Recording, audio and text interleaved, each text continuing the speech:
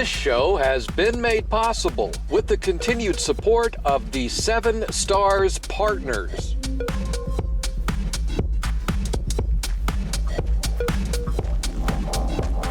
Well, hello there. We're all together again, my friends. And as you can see by the leaves in the trees, fall is in full swing up here. Well, some of the leaves on some of the trees. What you gonna do? Enough about that. We have a lot to talk about this week, including the next edition of Perspectives in Depth, which we plan to film next week. Now, if you missed the first one, we essentially spent time discussing the stories that GPWA webmasters are most interested in. And for the next edition, we'd like to continue that trend. And that's where you guys come in. God, I'm rhyming a lot today. When commenting on this video in the forums or on YouTube, feel free to leave us a suggestion about topics that you want to see us focus on and discuss in sort of a roundtable format.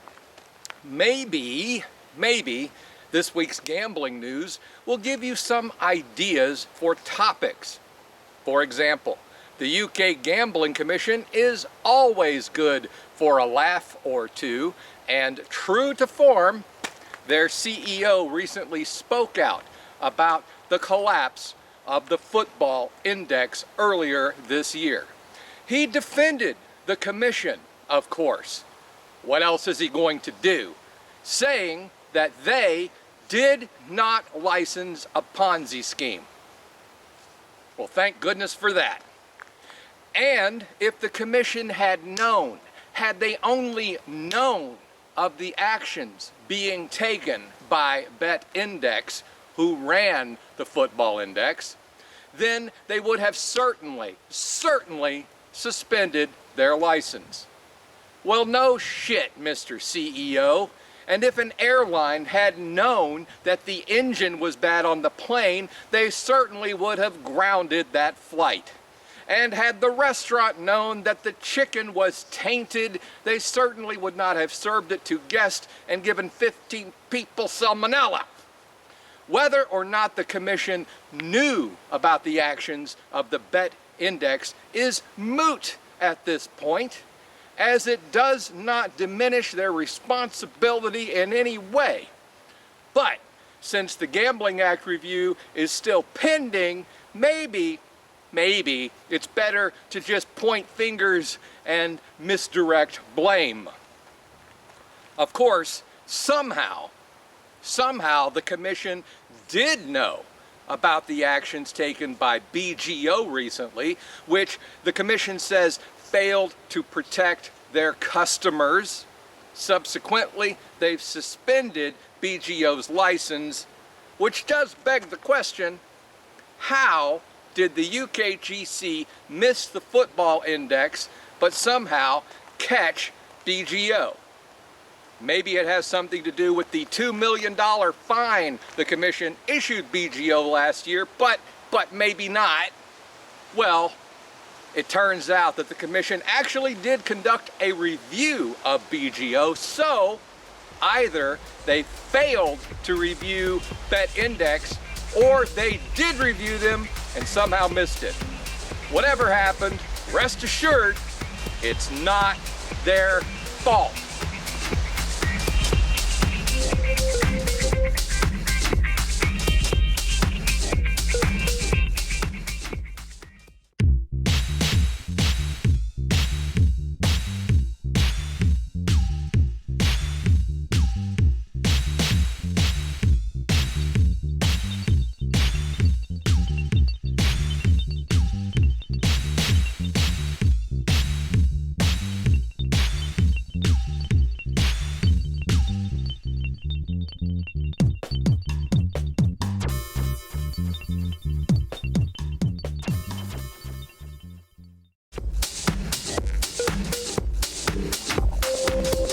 Welcome back. Now, before we get into the second half of our program, I would like to take a moment to welcome yet another new APCW member. It's the Boomerang Partners. They have no negative carryover, they have no activity quota, and they have just a €50 payment threshold. Additionally, webmasters can earn up to 40% in effective commissions. That's after any admin fees. So check out their review page at apcw.org or visit them directly at boomerang-partners.com. Now, as the dumpster fire at the UKGC rages on, the Betting and Gaming Council is funding a new series of television ads which encourage players to, quote, take time to think. Ah, unagi. Take time to think when it comes to their gambling activities and to utilize the safer gaming tools that are available to them. And I think that we can all agree that the Betting and Gaming Council's use of the term take time to think is much better than the Gambling Commission's use of, oh, it's not our fault. And on a final note, just in case you've forgotten that there's a pandemic going on, it has been announced that the Global Gaming Expo in Macau this year has been canceled. And it comes as a bit of a surprise to me, since, they did just pull off G2E in Las Vegas, which I attended. And after all, other gaming events like ICE in London, they're still moving forward. G2E Asia had been scheduled for November 9th through the 11th. Next year's event is now slated for late August and early September. So, save the date if that's what you're interested in. And I do apologize. I have to apologize. I'm sorry to end the show on a negative note.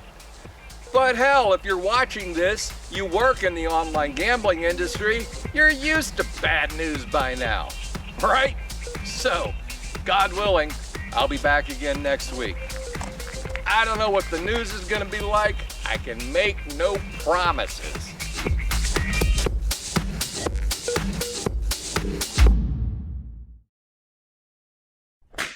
I was just in Las Vegas where they managed to pull off the G2E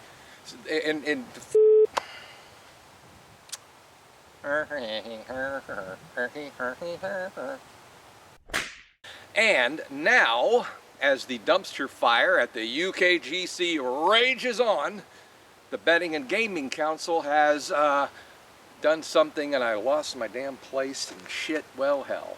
This is what happens when the first half of the show goes off without a hitch. I have twice as many problems in the second half.